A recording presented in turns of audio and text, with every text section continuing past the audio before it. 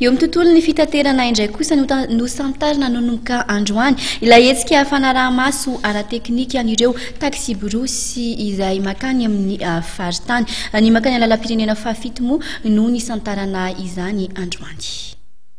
Entina nafainganana ny asa sy hanafoezana ny fotoana lany amin'ny fanaraha-maso sy fitiliana ny fiara mpitatitr'olona any amin'ny faritany dia napetraka ny fitiliana am-piangainana ny contrôle départ izay tsy maintsy atao manomboka izao eny amin'ny fiantsonan'ny fiara mpitatitra olona any amin'ny faritany. Ny makany amin'ny lalam-pirenena fahafito no nanaovana andrana voalohany amin'izany. Contrôle na fitiliana aty am-piangainana aty zany tsy hanafoana ny asan'ireo mpitandro filaminana eny amin'ny lalana fa le asa mpitandro filaminana eny amin'ny lalana zany ny orientena kokoa zany any amin'ny sécurité zany hoe tsy tiana marina eto tsy manafoana ny asa mpitandro filaminana eny amin'ny lalana izy dia fa zavatra natao fotsiny zany mba hanamaivana sy hanamora ny fivezivezena zany hoe tsy tsony zany le contrôle betibety amin'ny lalana fa efa kelikely ny eny fa zavatra hafa indray ny atao. Ny antony fitiliana am-piaingana moa dia hijerevana ny am-piandohana ny mombamomba ny fiara rehetra mba hisorohana ny loza mety hitranga. Voalohany ampianana ny isan'ny contrôle nataon'ny PR eny an-dalana tsy hoe hanafoanana fa ampianana ny fotoana lany contrôle eny an-dalana. Faharoa hijerevana aty am-piandohana hoe ara-dalana ve ny etahan'ny tomobile satria ity zany dia hosarota misy hoe pneu sol janona tomobile tsy ampy assurance janona ny tomobile tsisy visite technique amin'izany raha vao misy zavatra tsy mety zany dia tonga dia efa mijanona tomobile. Zava-dehibe faharoa dia ahafahana manamora ny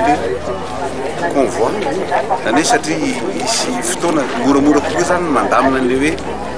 les convois escortés coupés fa renareo zany ny convois escortés coupés amina toerana iverina hoe mafapana amin'ny asana fanafia reny an-dalana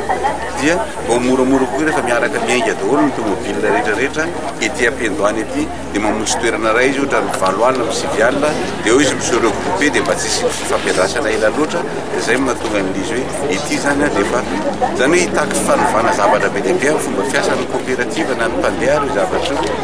eo andaniny zany ko hitanareo le fanafiany jola reny matetika efa mahafantatra le jola sy le olon-dratsy hoe misy entana saribity ao na misy vola be ao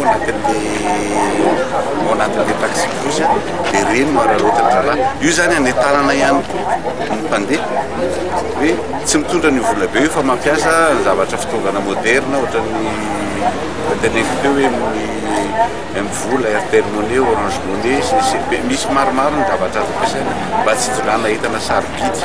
Atomboka eto amin'ny fiantsonan'ny fiara-pitatitra mizotra any amin'ny faritany sy ny zotra nasionaly ny andrana voalohany ary mbola isy ihany koa ny fametrahana izany any amin'ireo fiantsonana samihafa. Ny ATT sy ny zandarmaria pirenena ary koa ny polisy pirenena sy ny mpitatitra moa no niara-nisa lahy amin'izany. Eny Andoharafotsy no misy ny fitiliana fandroany ka raha hita fa misy ny tsy tomombana ny fiara dia tsy maintsy miverina indray any am-piangana.